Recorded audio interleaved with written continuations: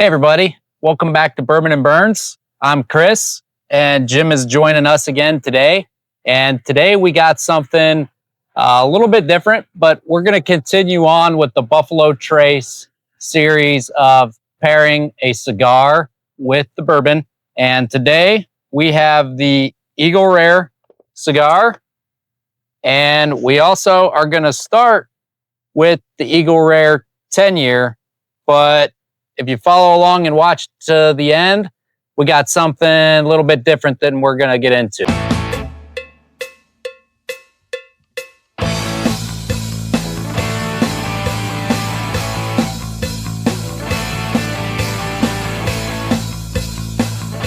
So, Jim, have you ever had the Eagle cigar with a Eagle Rare bourbon? No, not yet. Okay. I have never had to pair it together. I've had, obviously, each of them separate. You can kind of see the bottle. We do pretty good work on that, but I've never had them together. And I don't know if it's going to live up to the hype of the Weller foolproof with the Cohiba. I have my doubts. I do too, as well. I think that Weller Cohiba so far has been my favorite cigar. Yeah, that was a good pairing. And then the pairing just kind of blew it out of the water. So I'd say I'm ready to get started. How about you? Sounds good. All right. I will go ahead and give us a pour here.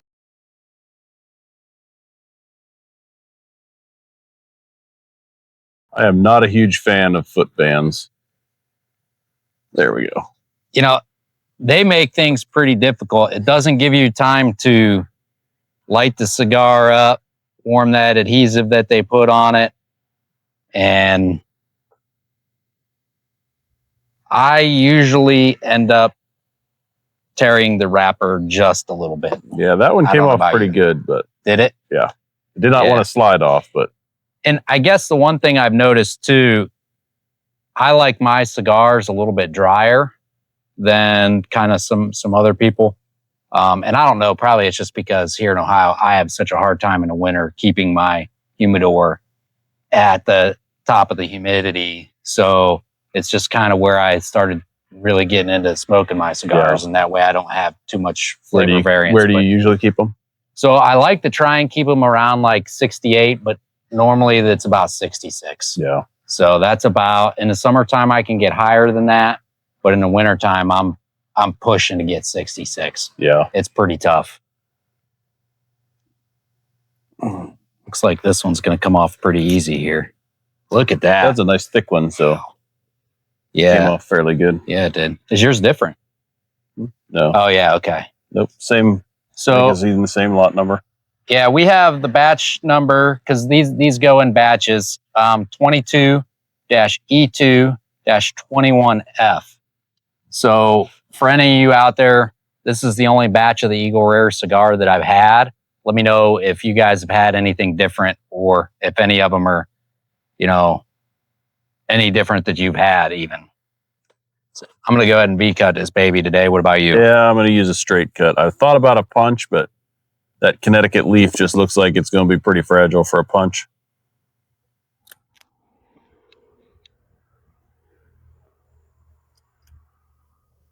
And I'm actually going to crown cut this guy.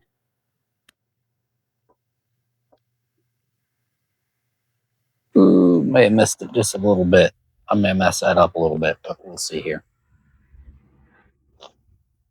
It's got a very nice open draw.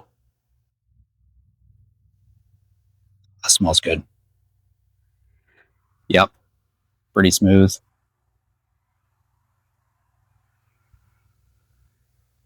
What are you getting so far? Definitely like a cut this down. Earthy cedar, a little bit of hay on it. But it's a kind of a typical Connecticut kind of wrapper smell. Yeah, so the Eagle Rare has Brazilian, Dominican, and Nicaraguan fillers in it. It is the San Andreas binder, but a Ecuadorian Connecticut wrapper. So with everything that they put in it, they said we wanted to kind of mellow it out a little bit, similar to the Eagle Rare. So they put the Connecticut wrapper on it. I enjoy a Connecticut, but sometimes they don't have as much flavor to me. It's hard to find a good Connecticut for me. Much milder, and what bothers me with them, especially if it's in the winter, they get a little fragile when they get a little dry. But this one looks like it's holding up nice. Yeah. Well, I'm excited. I'm ready to fire this thing up.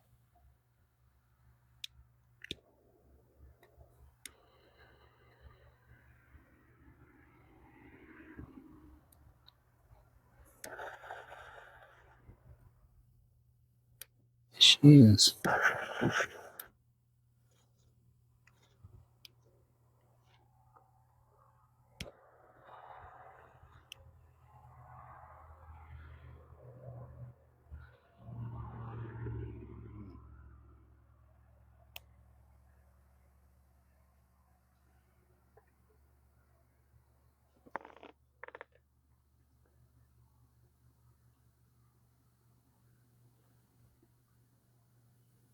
So what are you getting?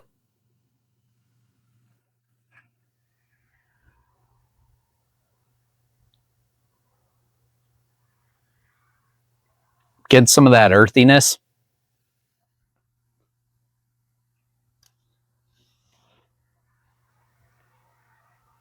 There's some of the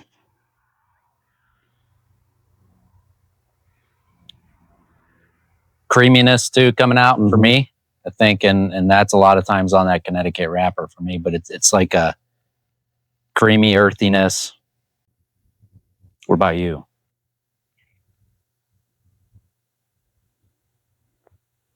It's very mild. Getting just a hint of pepper, little bit of, I don't know what kind, some kind of nuttiness to it, a little bit, but with the earthy, not so much cedar on the taste though. Yeah. Yeah, I expected this to have more of a cedar flavor, a little bit right from the beginning. And that's kind of what I picked out a little bit last time I smoked it, but I'm not getting any of that today. I think a lot of it is the that creaminess is really coming through. And almost like a vanilla pudding creaminess to me, but not with the vanilla flavor. I guess if that makes any sense.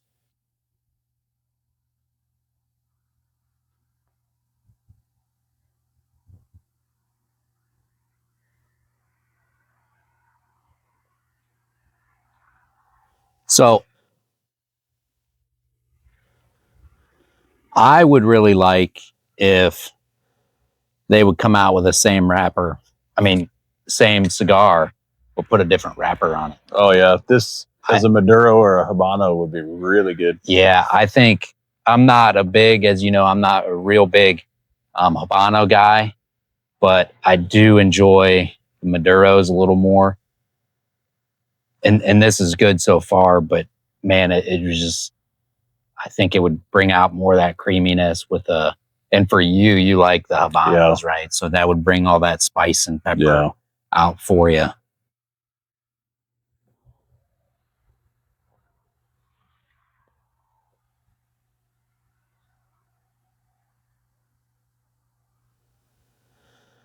Very, very mild though. I was expecting a bit more punch to it, but it's very smooth. Yeah, and for those of you out there that like a smooth cigar and you've had some Connecticut's and they don't give you much flavor, it kind of just, you're just smoking a tobacco stick kind of type of thing. I would say this has more flavor than that, but it's not gonna, I mean, it's nowhere near that Weller or Cohiba. No. But there again, neither of us really expect it to be. No.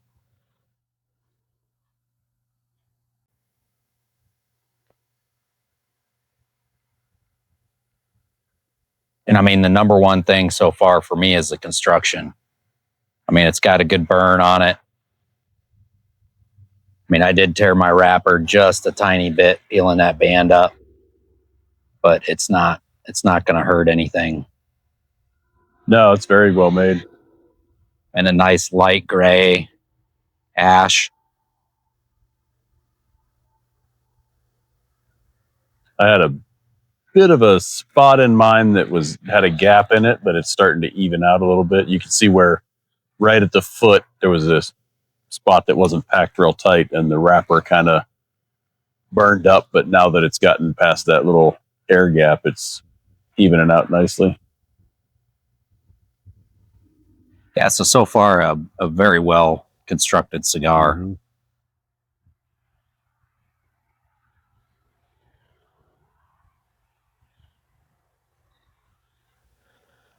And this is the Toro size.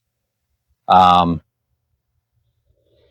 I would expect probably, for me, probably about a 90-minute cigar, somewhere in there. That's typically what I get through most Toros, unless it's packed real tight and I have to relight it a few different times. But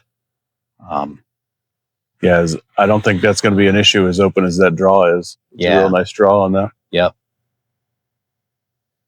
I would say it's like a perfect draw. Yeah. For me. Yep. It's just not like drinking the same amount of suction that you would need to drink water out of a straw. Yep. And it's not too hard where your cheeks are getting sucked in or anything like that. Or sometimes I don't even like a really, really easy draw, because then it just doesn't seem normal to me.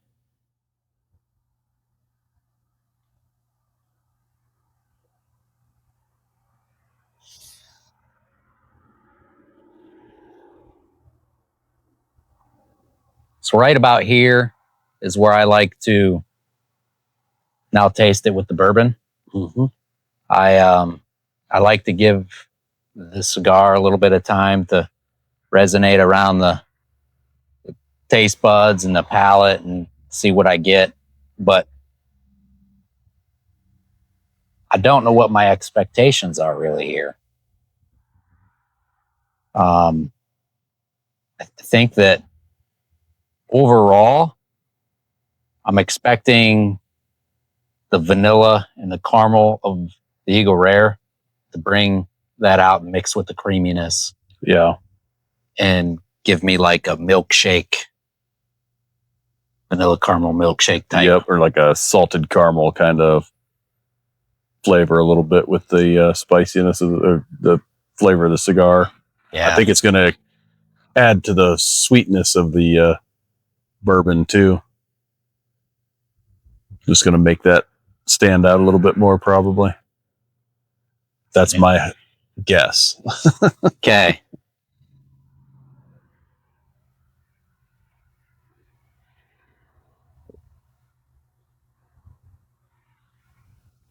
So I'm always impressed with Eagle Rare, how well it coats the glass. Oh, yeah. And the legs it has, being only a 90 proof. I mean, it just utterly amazes me. You can that line just stays there forever. Yep.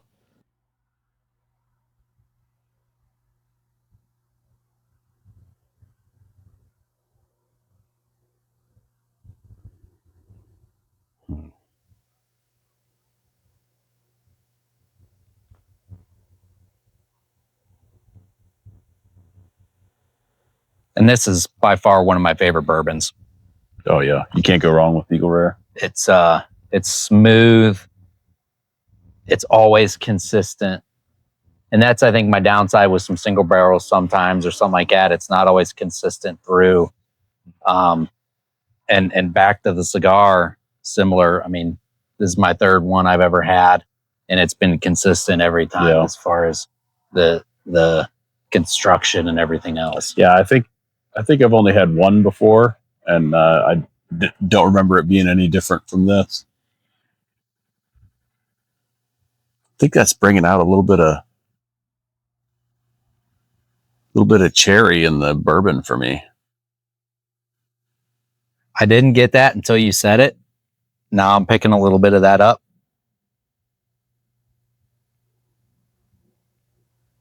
Not like a sweet cherry, though.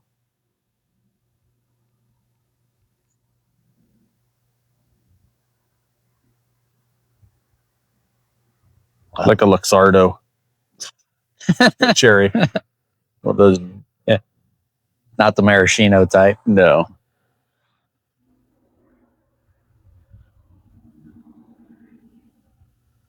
Yeah, definitely some fruit coming out. I don't think I usually get that from Eagle Rare. I do with the H. Taylor a good bit. Yeah. But not the Eagle Rare. And the Stag, definitely. Stag, to me, has a lot of the cherry. Yeah. Cherry notes or red fruits. Oh. Ready to give it a shot? Yep, absolutely.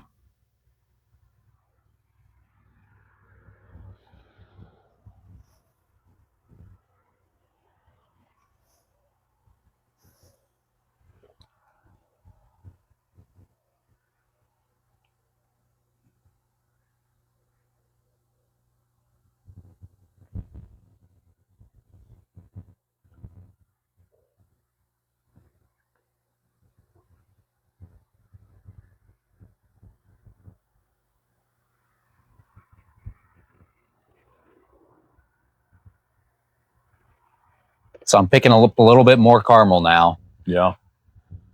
Might be going into the molasses route. Yeah, I could definitely see that. It's kind of taken some of that creaminess, turned it a little bit into the molasses. Mm-hmm.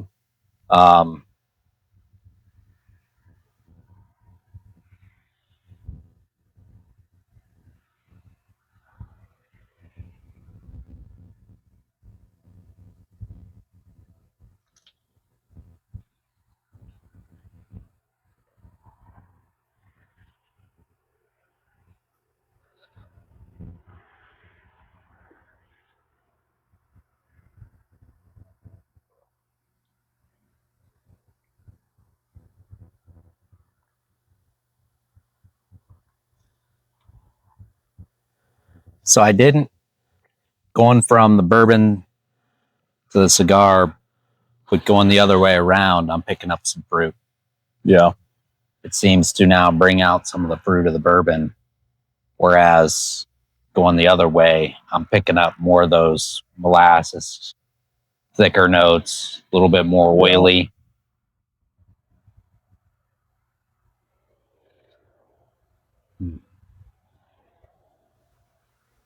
I would say, in general, on the first third here, it is a mild cigar paired with, in a sense, a mild bourbon. Mm-hmm.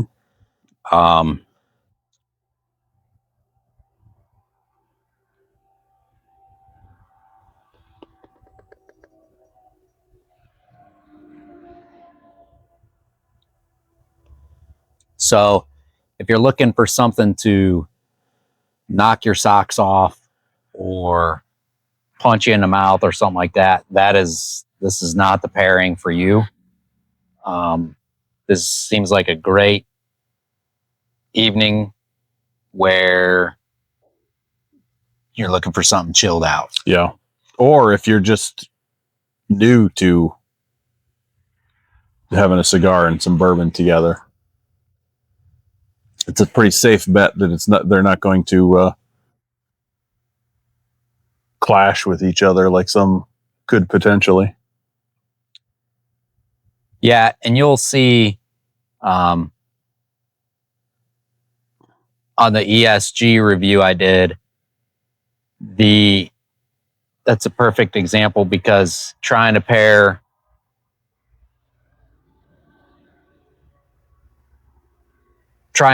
up the ESG with the bourbon was a little bit tricky.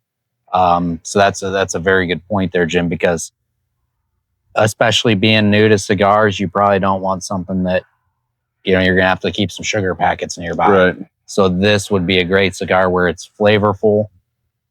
Sometimes they are a little bit tricky to get your hands on, and not Eagle Rare some places is harder to get your hands on too. But I think they've done a pretty good job of pairing them together. Yeah.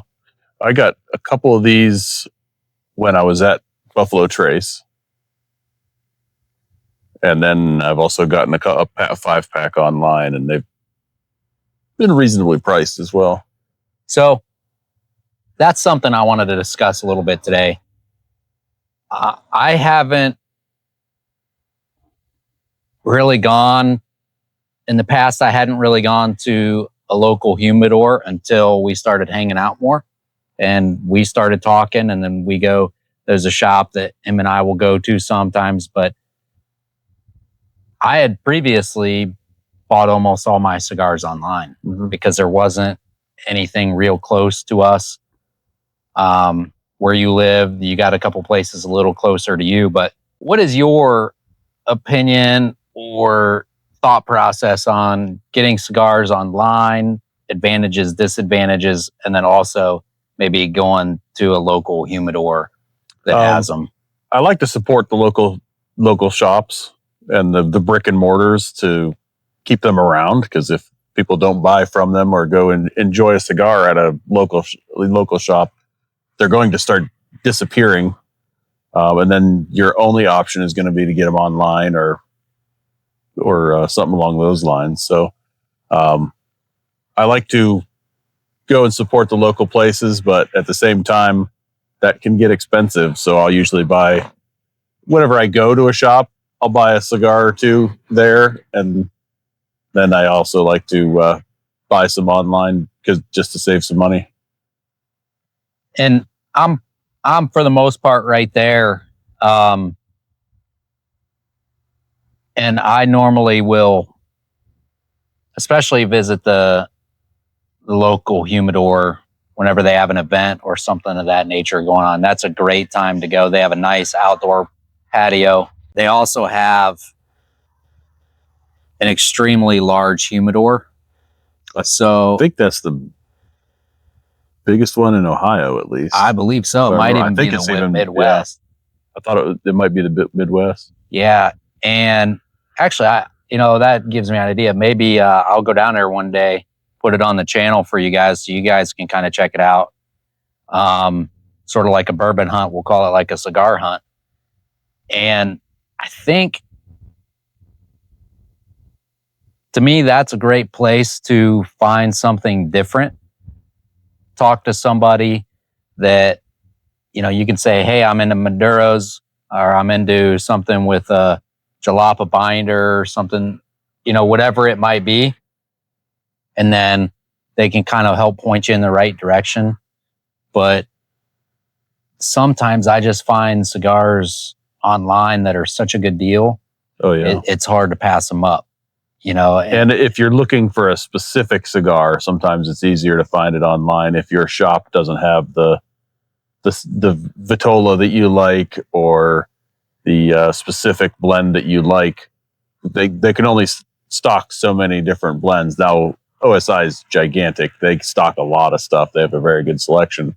But some of the smaller shops that I've been to that are around just don't have the space to have that big of a selection. So they're a little more limited. They've got a little bit of this and a little bit of that. Whereas if you like a specific cigar, you may have to wind up getting it online. Yeah. And that's kind of how I found some of mine. And what I've been finding lately, and I don't know if you've found kind of the same thing, but there's been a lot of deals lately online too. Yeah. Even at OSI, it's like once a week they run a sale. So that's a good time if you're looking to save money to, wait for a particular brand, say a JC Newman or a Ashton or something, whatever. They might run 10 to 15% off on those sales. But yeah, I'm a small business supporter. I like supporting small businesses as much as you can, but sometimes it's either just not quite economical or you just can't find it there. Yeah. And cigars is similar to like vehicles in nature. So if they don't have a relationship with Ashton, they just can't go get Ashton cigars, right? It's similar to like a Chevy dealership or that type of thing. There are certain ones that, are your Home Depot that sells Milwaukee tools and DeWalt tools. Yeah. So there is some of that too. Yeah. I think that's really big with the Davidoff brand. If I remember correctly, the one of the employees there was telling me they have to have a huge display and buy a certain number of cigars in order to even sell their cigars. So small shops might not be able to handle that type of overhead. Sure, and that makes sense. I think I've been into OSI once and not found the cigar I was looking for. And that's not because they didn't have it, they didn't stock it, but they were just out of stock. That was the Tabernacle. Yeah. There's been a couple times I've been in there looking for Plasencia Almafuertes that they've been out of stock, but those ones have a tendency to go quick, and they only sell them in 10 packs, so for boxes. So they've got to spend a lot more money, I'm sure, on those cigars to stock them, and they're very popular at the moment too. So They go quick. Plasencia is a brand that I didn't know much about. You guys, if you watched the August haul video, I just picked up a sampler of those, and I'm excited to try them. There's a lot of hype around them. I haven't had one yet. You said you've had them. I've had a few. They're very good. Yeah. So I'm excited to give them a shot, but I haven't really. In the past, it was more of about $5 used to be my limit. Now I don't per se have one. If I come across something that I really want to go for, I'll kind of, maybe splurge once in a while. But yeah, I'm curious to see what you think after taking that sip after a little bit more through the cigar. It's starting to change a little bit for me. It is definitely bringing out the sweetness in that bourbon. Mm-hmm. Just even on the nose, it smelled so much sweeter. But the fruit is kind of, it's more of a dried fruit. Kind of like, what's that? Is it candied fruit that they put in fruit cake? I was thinking trail mix. Yeah. But that's similar. Yep.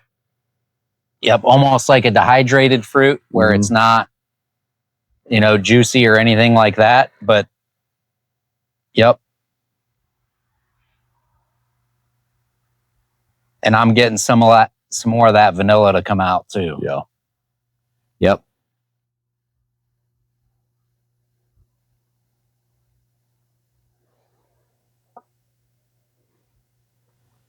I mean, on the front of the palate, it's almost like straight vanilla icing. Very. I think for me. And then as it goes through the mid palate, I'm getting those fruits. And then still always with the Eagle Rare, I get a little bit of that oak. Mm-hmm. And I think the cigar is just enhancing every single one of those flavors. I don't get the normal 10-year-old oak though. Mm-mm. It is much tamer than what a typical 10-year bourbon would be.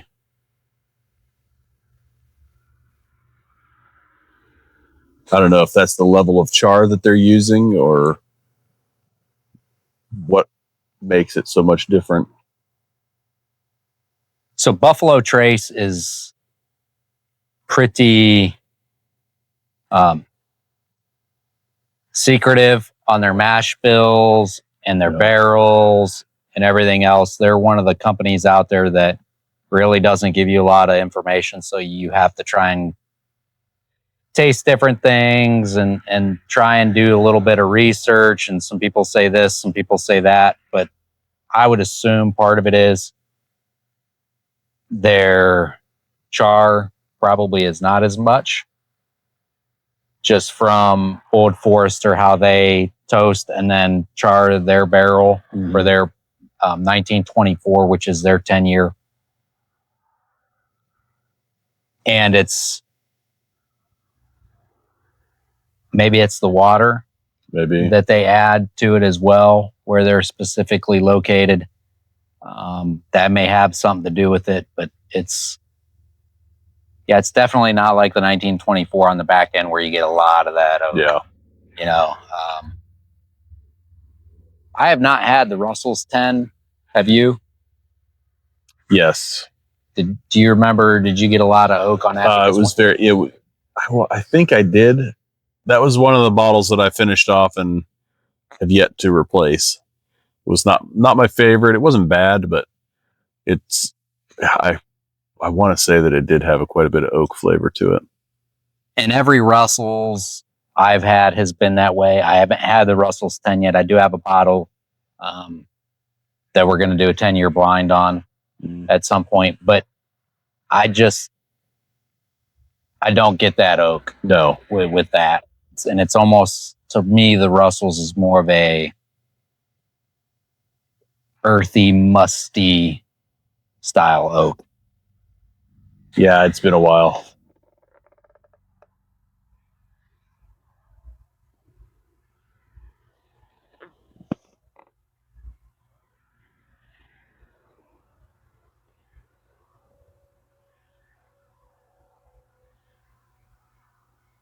So how you doing on your cigar? You got Probably about the same. Almost getting into the second, third. Yep, just starting about. It probably.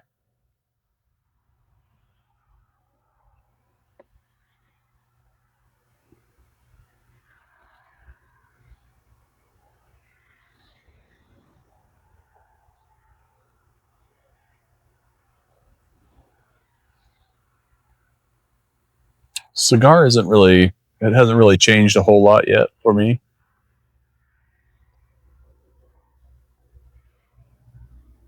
Still very creamy. Pepper's kind of fading a little bit. I think the bourbon has changed more than the cigar has changed. I agree. Still good construction. It's staying lit. That's a good thing, as I get to talking a bunch here.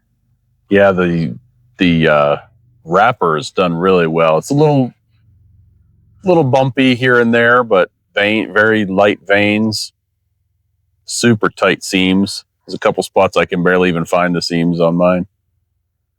It's got a nice triple cap, very dry looking. I don't know what the proper terminology for it, but it's not an oily looking wrapper.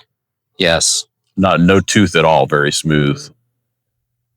Your humidor, I have a coolador that houses quite a bit of my cigars, but I also have 2 Tupper doors because as I got back into smoking cigars more and meeting you, we get to talking, texting late at night. We're having a cigar, not together necessarily, but hey, what are you smoking?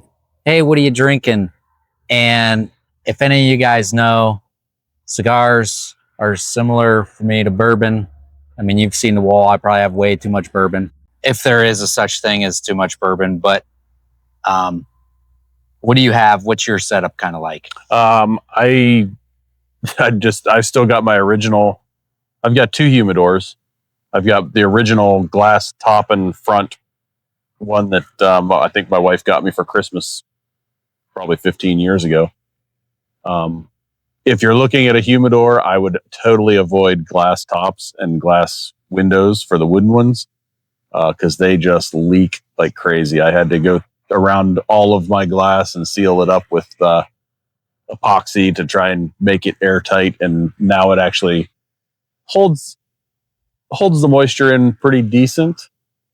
But I've also noticed that if I get low on cigars, it loses humidity much faster than if I've got it stocked pretty full, just because all those cigars are holding humidity as well, and it helps keep it in there. If you've just got a bunch of air, every time you open it, it blows out all that air and lets dry air in, and then when you close it, it takes a while I use Bovida packs for mine, and it takes it a while and then dries them out quicker, and it doesn't maintain its moisture as well.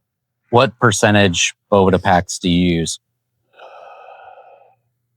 I think I use the 72s. Okay. They say for a wood, was it? Yeah. For a wood humidor or a Tupper door, they suggest 65s, I think. And then for the glass top or windowed ones, they suggest 72 because they lose so much humidity so quickly.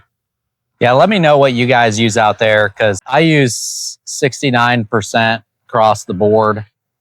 And in my coolador, which I actually keep in the basement now, because when I was keeping it upstairs in the summertime, it would get a little hotter, and then I have to run it. And when you run a coolador, it dries it out so fast. Seemed like I was either recharging or replacing the Bovedas, I would say every 3 days. And I'm like, not the point of having the Boveda packs, right? They're supposed to be throw them in there and let it go. And it just was not working out. So heck with this. So really what I did is I stuck it down in the basement, unplugged it, and essentially treated just like a cooler, right? Like a real coolador. However, in my Tupper doors, I really like that. Yeah. I mean, I don't know that I've maybe replaced one Boveda pack, probably. Yeah, maybe in the one just replaced one Boveda pack. But I used to have a whole wooden humidor, and it was really nice. It's what I started with. But I left it out in the rain. We were camping one time, and I sit by the campfire. I left it out in the rain, and it absolutely pretty much destroyed the thing. So that's whenever I switched over to the coolador. And then I started buying a whole bunch more cigars, and then I had to buy another Tupper door. Yeah. Yeah, the cooler doors are definitely a good way to go. And I think I've seen them advertised. I forget what company makes it, but it's like a big, like Yeti-sized cooler door. I think it's supposed to hold like 450 sticks or something like that. Yeah, mine holds, I think, 150. However, if you run it and you actually use it to cool it down as well, you can't stick that many in because you cannot use the bottom shelf or the bottom part of because it pulls the water up. So, and then you run into it, and thank goodness I had a box of cigars in there, a small box, and the box soaked up all that water, and I went to rotate all my cigars one day. I was like, what in the world is this? The bottom is soaked. So I put them out. The cigars inside were fine, and I caught it early enough, but that could have been a huge, I mean, it would have wrecked my mistake. It would have wrecked my whole humidor probably had I not caught it. And it just so happens I got lucky. So if you do have one of those, I think it's a Need one, and it's the whatever liter it is, but it holds like 150 cigars. I don't have near that many in it because it really doesn't hold that many unless you are good at Legos, kind of. A bunch of really tiny ring gauge Robustos will fit in there. Yeah, something like that. But I mean, this is a Toro. I have a lot of, like the ESG Salute is a longer cigar. But just keep that in mind kind of when you're going through. But I love the Boveda packs. That's about the only way to go. I've also got the little acrylic, like cookie jar looking clear one that they sell on like Cigars International. I use that for flavored cigars or infused cigars to keep them out of my good box. And it worked okay, but luckily I caught it soon enough, but it had like a cork liner that just grew mold like crazy. So I caught that and got the cigars out before it was a major issue, but I was not a big fan of that one. I don't know if it got too moist in there or what the deal was, but I was not impressed with that one. I've got another small wooden one that I won in a raffle that I use now for the infused sticks to keep them separate from the non-infused cigars.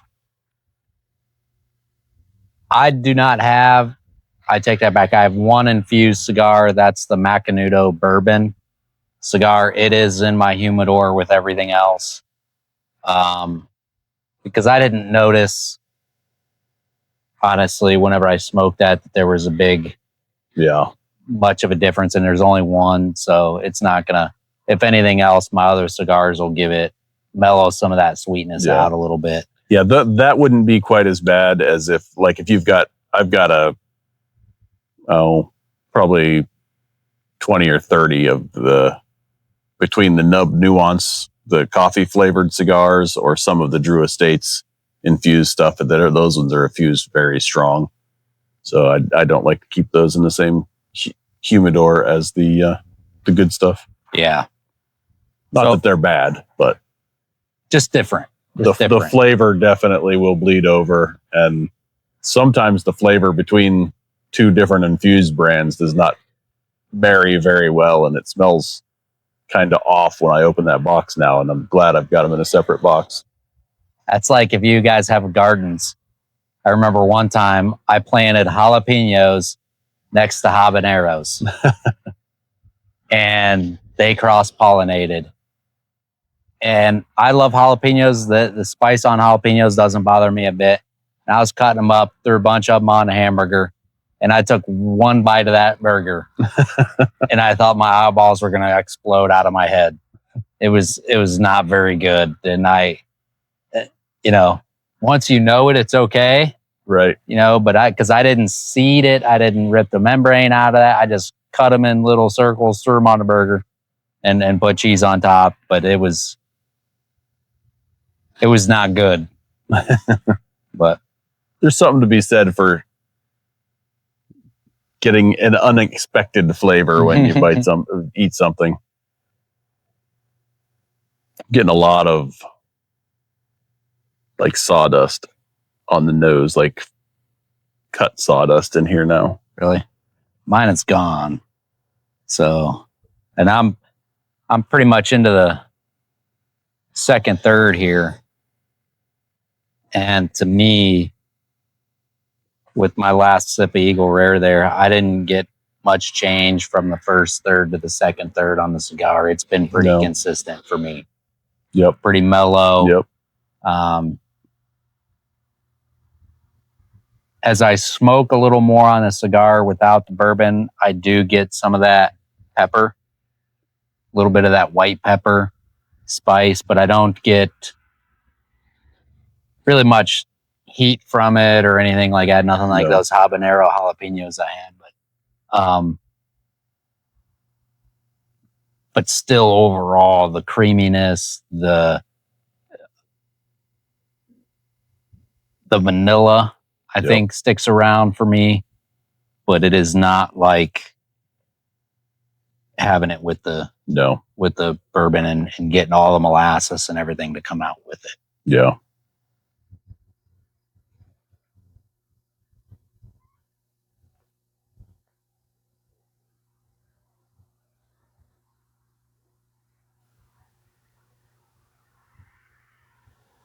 This is a very consistent cigar.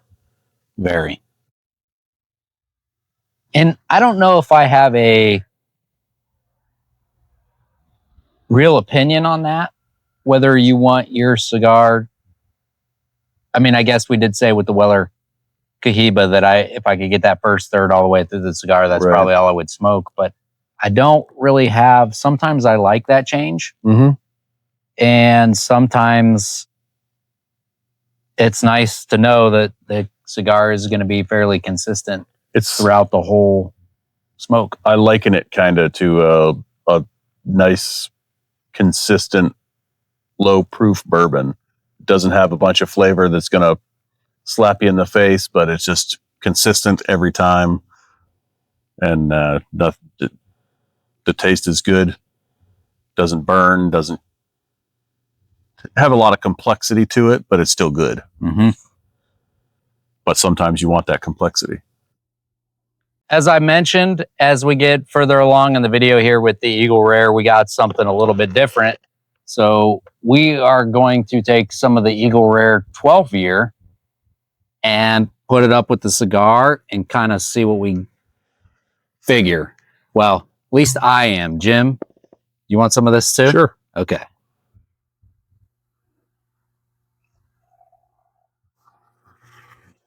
That's good.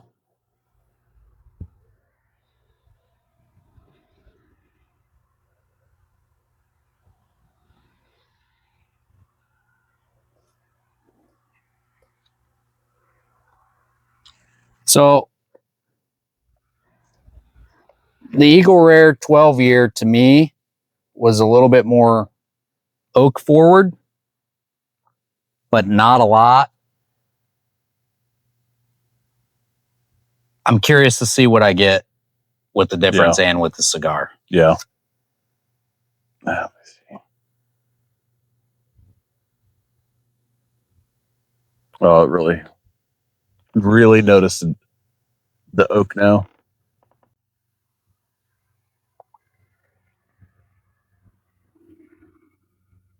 Yep. That really brings out the from what I recall, it brings out the difference between the 10 and the 12. So kind of getting not a tangerine. Kind of like an orange peel. Yeah. You getting like an orange peel a little bit?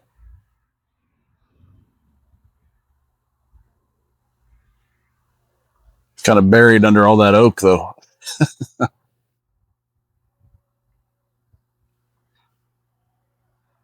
Definitely more oak on the back end. Yeah. Much more dry. Kind of that drying effect in your tongue. I might really get yelled at for down in the comments of this one, but initial. So the Eagle Rare 12 year is obviously aged allegedly longer. And it is 95 proof. I think it hampers the cigar a little bit. I think I lost some of the creaminess of the cigar. A little bit. I think that might be just the dryness kind of.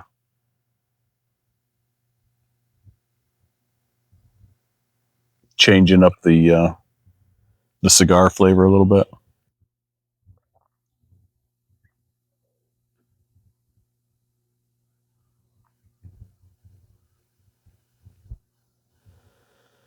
Kind of brings something different out in that cigar, though. I just can't put my finger on it. I'm getting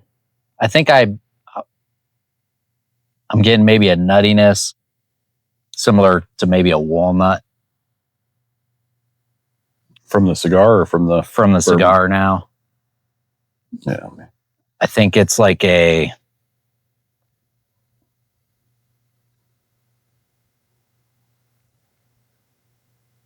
but it's not just, okay, I think I got it. It's not just eating walnuts after you say we're to put them on banana bread or something like that. It's literally when the nose I'm picking up too with it is a walnut that just fell out of the tree. How it's got kind of that moist walnut smell. It's been a long time since I've smelled a walnut out of the tree. So growing up, we always used to have to pick them out of our pool because our neighbor's tree would pretty much drop them in our pool. They do make a mess. I remember that. The house, I wish I can't place the smell, but the house my wife and I first lived in when we got married, there was walnut trees in the driveway, and then you drive over them, and there'd just be that smashed walnut. I can't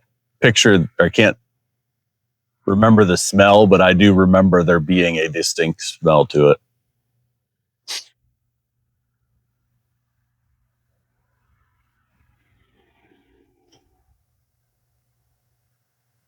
Yep, that's kind of what I'm getting right now. It's bringing back memories from a long, long time ago. However,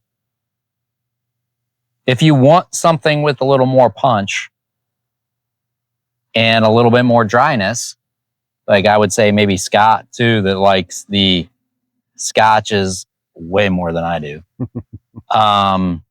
This would probably suit his profile a little better. So if you like something a little on the drier end of things, not on the creamy, sweeter, try it with the Eagle Rare 12 if you have a bottle.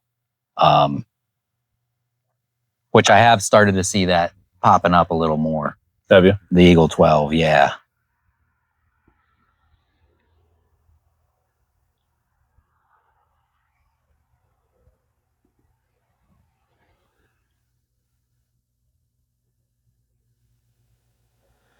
But still, my biggest gripe with the Eagle 12, I wish it had gone up to at least 100 proof, maybe 105. I think that would have brought out a lot more flavors and the complexity all the way through it. Yeah, the proof definitely typically will add to the complexity and the more flavors you can pick out.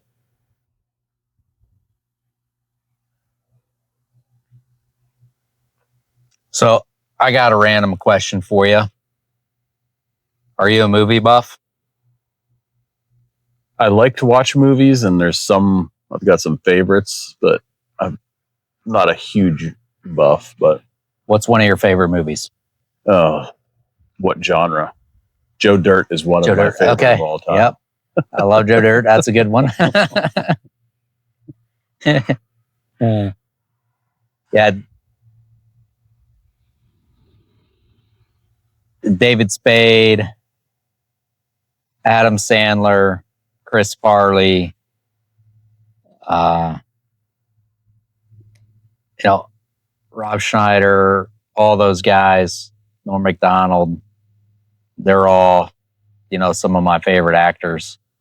So the reason I wanted to bring this up is because when I was younger, Top Gun is my number one movie of all time. For whatever reason, probably just because I can recite almost that whole line. My wife will not watch that movie with me because I talk through the whole thing almost. And it always reminds me that opening scene when Maverick and Goose get called in and he's sitting there with a cigar on the Navy ship saying that, you mess up just this much, you'll be flying a cargo plane full of rubber dog shit out of Hong Kong. So every time I smoke a cigar, it always brings me back to that movie and that scene. So do you have anything like that takes, say if you're smoking cigars or drinking bourbon, it takes you back to a specific movie every time? I don't think so. No?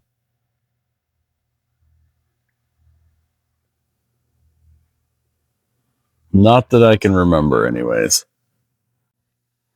So as I kind of smoke more on the cigar and the bourbon leaves the palate a little bit, those same similar tastes are kind of coming back. Yeah. That creaminess. So I would say I'm almost into the final third here. And this has been, for the most part, other than switching the bourbons, has been a consistent cigar. Yeah. All the way through. Yep. It's a good cigar. Yep. Probably for me, I would say it's good. Not great. It's not great. No. I wouldn't go spend $12 or $15 on this cigar. It's not to that level for me. I'm trying to remember. I think the 5-pack I bought, I want to say I got them for about $30. Mm-hmm. And that'd probably be about as high as I'd go on it. Yeah. Well, of course there was tax and all that kind of stuff added in, but the auction site I bought it at was $30. I think was the winning bid, and I'd spend that on them, no problem. I probably would too. I think I got really lucky the night I got them on the same auction site. Mm-hmm. I think I got a 5-pack for like $20. Yeah. I mean, that's a good deal. Yeah. Yeah. I would definitely, because, so I don't know about for you and I don't know about for you guys out there. You can let us know for what I consider an everyday cigar, $5. This cigar is about my limit for an everyday cigar, something that I would say I would smoke every day. Right. And granted, I don't smoke every day. Now, I don't know about you. I wish I had time to smoke every day. Not usually. 10, around $10 is probably 10 to 12 is probably my normal though. I would say for if you want a good cigar, $10 to $12 is good. And then the special occasion ones, I'd go up to, well, I've got a couple like the Opus X. Those are expensive ones, but those are the special occasion ones. Those Weller Cohibas were, what were they? 25, 27, something like 30. that. Yeah. $30. Definitely not your daily smoker, but worth it for the occasional one.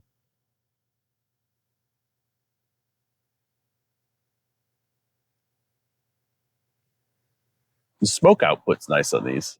Yes. Correct me if I'm wrong, and I bet you guys will too.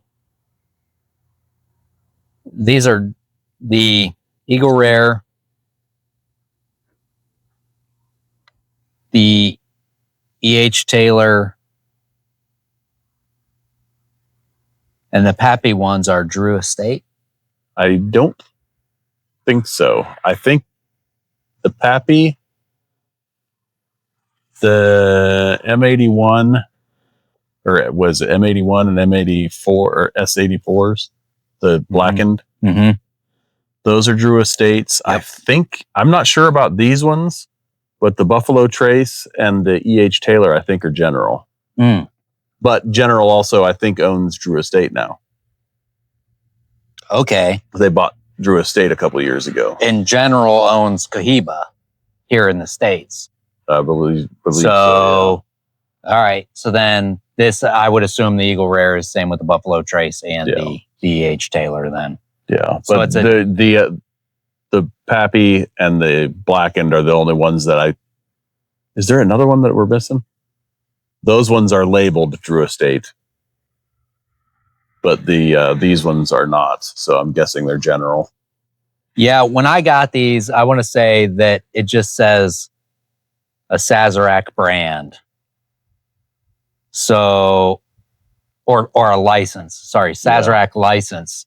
So that tells me it probably is General. Probably. If I had to guess. And if anybody knows how to market stuff, it is definitely Sazerac.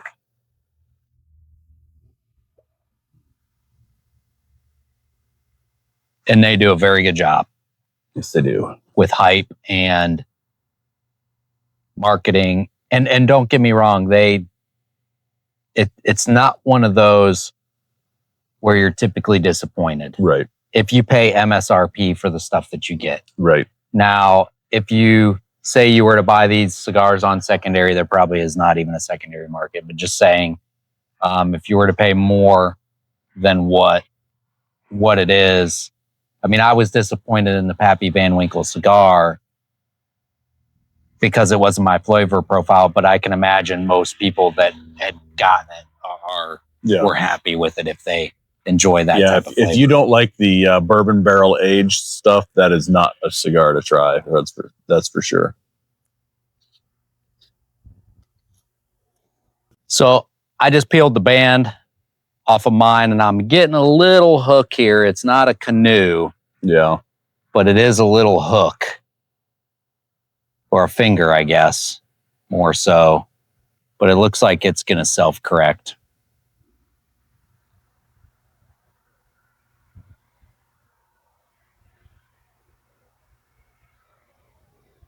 Do you have any little tricks that you like to do to try and make those correct quicker? I do. I will take, after I inhale, well, I don't inhale them, but after I take a puff, I will blow on it a little bit. And almost always that will work as long as I didn't let it get too far out of hand. However, yeah, you can see it. It actually just came off. It actually just worked. Sorry if you get more of that in the mic there, but itself, I didn't even have to blow on it. It self-corrected. So that tells me that's a pretty good constructed cigar. And it doing that was probably just my fault how I broke the ash off. But once in a while, I do have to touch them up still. Mm-hmm. If I like, I normally don't have a problem though, unless I let the cigar go out. Yeah. Then they're always harder to keep going. Then it becomes tricky. What about you? Do you have any tips out there? I just try to rotate it a little bit. Depending on the cigar, depending on the wind and everything else. If I've heard that if you keep the long side but toward the wind so that it's getting more oxygen, it'll burn a little faster than the other side. Usually if I puff, I will try and keep the long edge up so that heat kind of moves up into that section that's not burning as fast, but then turn it over when I'm not smoking it so that heat then gets more oxygen and combusts a little bit easier. Sometimes it works, sometimes it doesn't. Sometimes I don't pay enough attention and wind up forgetting about it. So, and I did hear something like if you grab the end of the cigar just a little bit and pinch it and roll it too, it can kind of work. Like if you get because it may be the way it's wrapped, it may be in one spot wrapped a little bit too tight. Yeah. So you might be able to roll and wrinkle that around and just massage it just a little bit. But I haven't tried that because I'm worried I will crush the outside of the wrapper. Especially there where there's more heat, it dries it out. Yeah. And then it gets very brittle. You got to be careful with that. So I'll do that on the cut end. If it starts to get a little bit tight, I'll kind of roll that in my fingers and kind of give it a little bit of pressure. Okay. And then that'll sometimes open it up a little bit. But you don't need to do that with these ones. They stay in a nice open draw.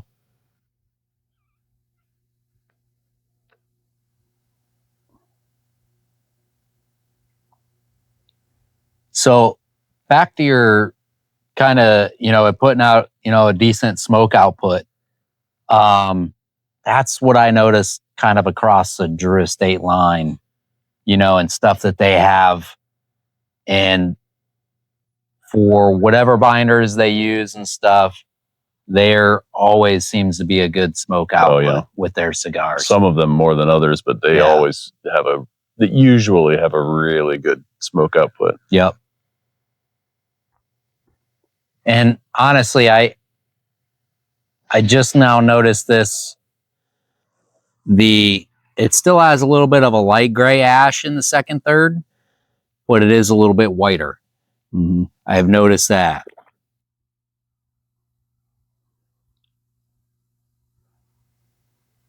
But I mean, you can even see the nice veins it has on it. Yeah, even because in the they're ash. Still kind of there in the ash. And it's amazing how well the cigar is constructed. Mm-hmm. And the leaves that they use, you can tell it's good quality as well.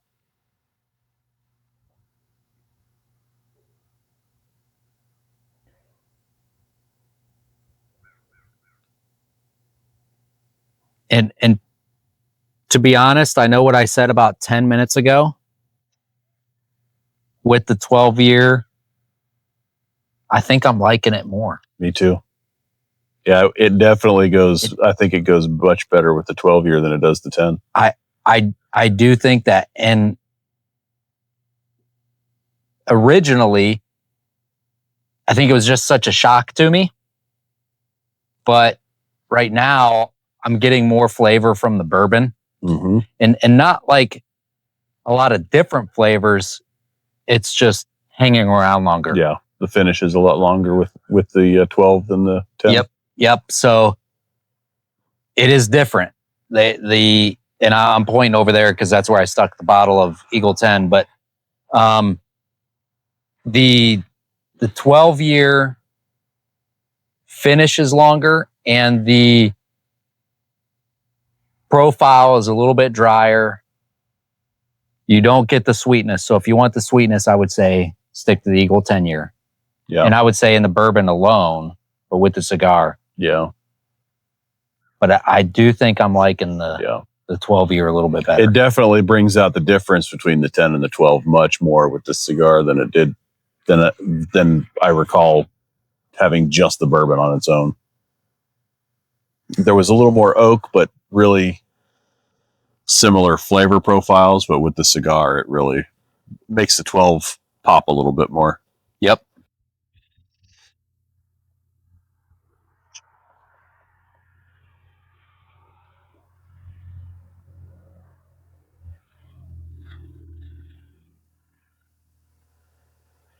Definitely still getting a lot more of the that orange peel flavor. Not as much fruit other than that orange peel. It's funny you said that because I was about to say the same exact thing when I just smelled it. And I think that's what I love about bourbon so much, because it has nothing to do with oranges. Yeah. Or anything like beer. I'm a big Blue Moon fan. I like wheat beers. I like Hefeweizens. And there's a direct correlation. They put coriander in it and, orange peel and stuff like that. Bourbon, there's none of that. Yeah. There's none of that in the mash bill or anything like that. And but you can still get that flavor. Yeah, it is utterly amazing to me. I think this would be a really good cigar with a nice aged rum too. Mm-hmm.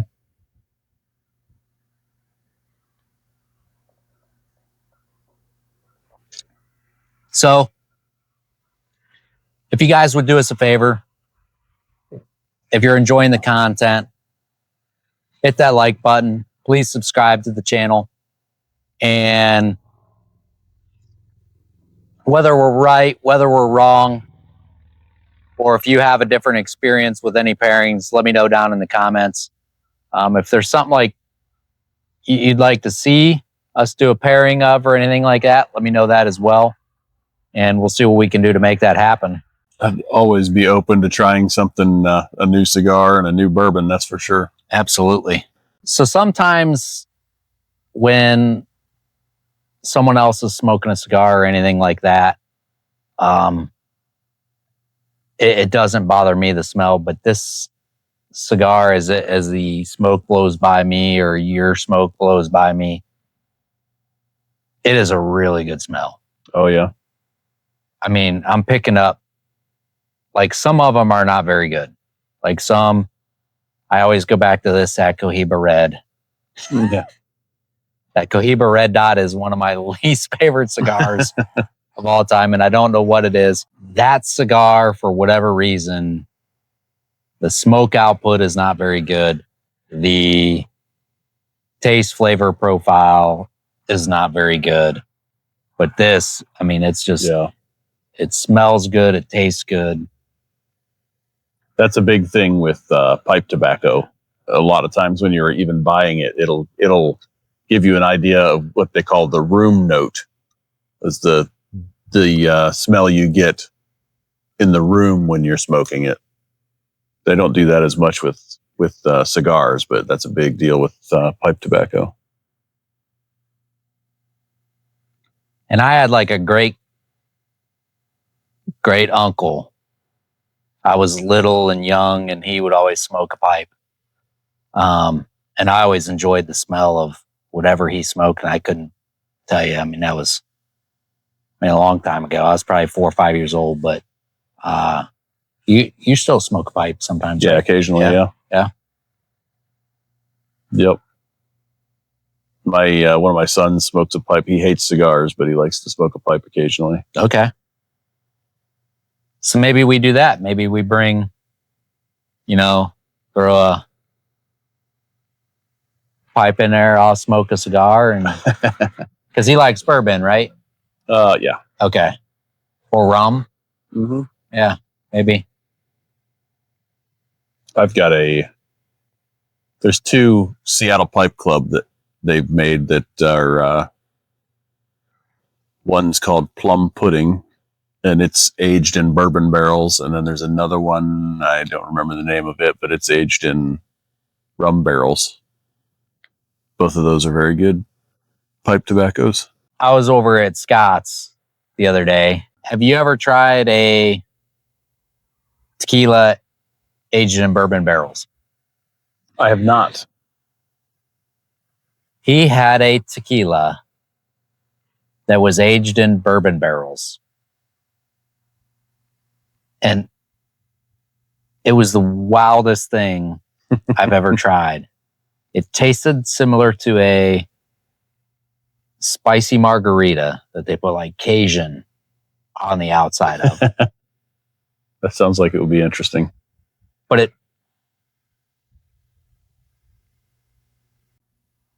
I don't even know how to explain it because it was something he poured it. He didn't show me what it was because it was in a decanter bottle. And he said, "Here, try this." And he poured me a little shot of it and I tried it and I was like, holy smokes. What is this? And it is a different flavor. Like it's totally, because it really wasn't like a margarita, and I love trying different weird stuff like that. I don't always like it, but it's fun to try a lot of different stuff. Oh, yeah. Do you usually like tequila? I do like tequila. I don't drink it straight, but I like a lot of different tequila drinks. Yeah. What about you? I like a lot of mixed drinks with tequila in them, and I like reposado tequila, the stuff that's aged in barrels. But I'm not a big fan of just to drink it neat. I would not typically go with the silver, or I forget what some of the other types are, but the reposado I do like. Yeah, I'm more of a rum guy than tequila guy, but a spiced rum, not a white rum. I do not care for white rum. I don't know that I've ever even had a white rum, just like the aged regular rum. Bacardi or Yeah, I've not had much of that wasn't mixed into something. But the I think it's Bacardi Ocho. Their 8-year aged stuff is really good. I think what's the other one? Diplomatico is a good aged rum. I've had a couple of those that were really good. Yeah, this stuff here, he told me it was Hornitos, and it was 18-year. Oh. So it was, but I don't know how. He just had a little sticker, and I have no idea anything more about it than that. But I was going to try and do some research and maybe try and find a bottle because it was pretty good. Yeah. I've heard good things. I've not had any of their stuff, but I've heard good things about it.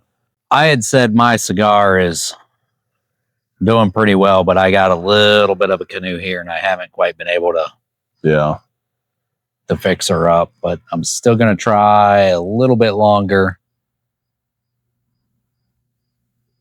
before I hit it with the lighter here. Yeah, mine's still going pretty decent, but I'm going a bit faster than you too. On that final third, it's really getting down there. Yeah, I think I was ahead of you for once, a little bit, and then for a you little kind of while caught up to me and kind of surpassed me. I was kind of nursing it, trying to get the canoe out of it, but I better just go ahead and touch her up here.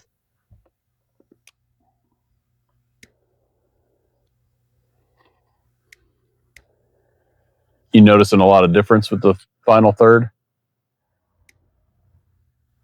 So to me, I've had a little bit more of the bourbon, and I would say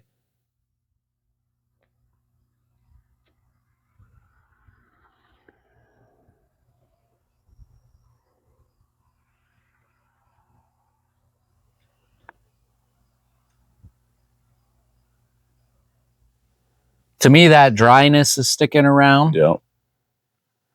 I would say that I'm not getting any of that creaminess really anymore. That has pretty much gone away, and I'm mostly getting those dry flavors, a little bit more leather, a little bit more tobacco. And I think part of that is just from the heat and the smoke kind of traveling through. Yeah, I was definitely going to say leather, and a little bit, the pepper is amped up just a little bit more. Mm-hmm. Yeah, I would agree with that. And there's like an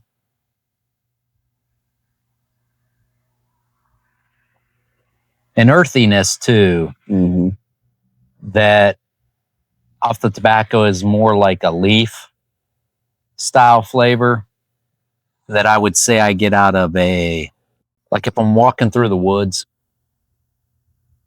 you know, and you're, I don't even know how to explain it. It's like if you're digging through a couple years worth of leaf litter on the ground. Yes. In the woods. Yes. Yeah. Yep. Just that composted leaf kind of smell. Exactly. Thank you. I don't know about you, but I always try to leave as much ash as I can on when I'm getting down to that final little bit to help cool it down a little bit. Yep. Helps slow down the burn a little bit. Keeps it from getting too hot. And this one I probably wouldn't smoke all the way down to the nub. Probably. It is like, because you're probably getting more heat than I am now, but it's starting to heat up a little bit.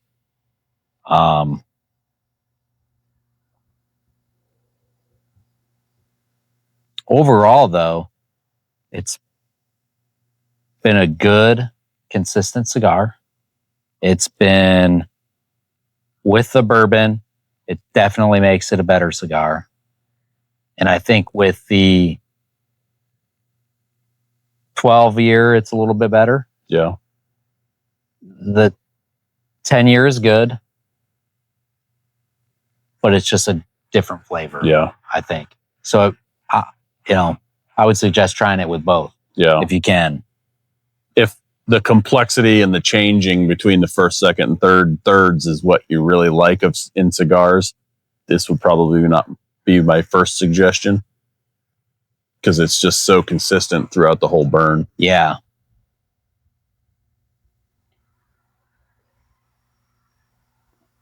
So other than the Eagle Rare bourbon, do you have a suggestion of another bourbon that this cigar might pair well with? It might go really good with like like something from the Jim Beam lineup, something with that nutty kind of flavor to it that is typical of Beam products. Would you suggest, do you think something that is higher proof, like the OGD 114? I think it would be really good with that one. Yeah. Yeah. Yep.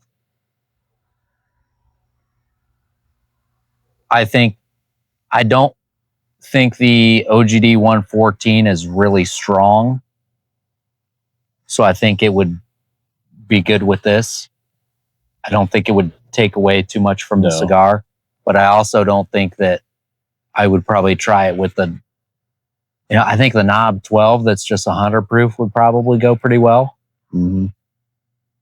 I don't know if I'd go up to the Knob Creek with the 120 proof. You know what? Actually, I think I agree with you on one. The Jim Beam 7-year. Oh yeah. I think would probably be pretty good to go with it. Yeah, that would probably be a good one. I haven't had that in a long time. That's the Jim Beam Black, isn't it? Mm-hmm. Yeah. So I actually just, you guys will see it in a video, but I tried that at the distillery, they on their tour, on the Knob Creek tour, they let you try that on the distillery. And I picked up a bottle of it the other day. So I'm excited to do a 5-alarm Friday for that, but also a 7-year blind. Oh, yeah. I think we should do a 7-year blind. Yeah, that would be good. There's a lot of 7-year bourbons out there right now. And depending on your flavor profile, I don't think I've had a bad 7-year bourbon yet. The Heaven Hills bottled in bond, isn't that a 7-year also? Yep, they put the age statement back on that. So you have like the Old Fitz 7 now. You have the Jim Beam 7. Bakers.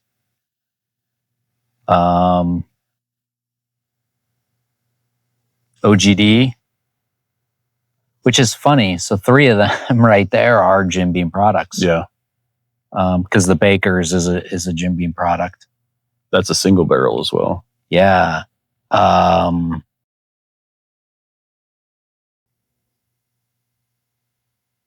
There might be one more we're missing, I think. So yeah, maybe, subscribe to the channel. Keep watching. I think maybe we'll do a 7-year blind for you guys.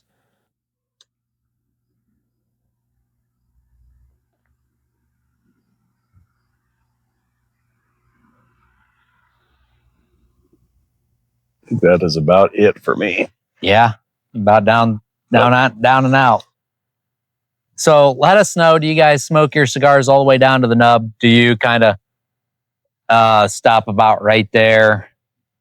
Do you only smoke half a cigar? Let me know down in the comments. I would like to thank you, Jim. Thank you for being back on the channel here. Hope you guys enjoy the content. As always, it's way more fun having a cigar and some bourbon with friends that you enjoy being around. Thanks everybody for watching. Have a good day. Hope to see you out on the Bourbon Trail. Cheers. Cheers.